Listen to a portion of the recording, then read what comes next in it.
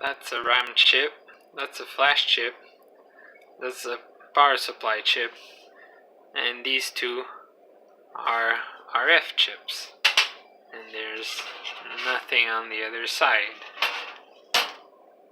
So where's the processor?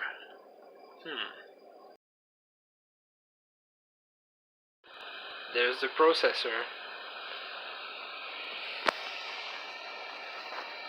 Focus you.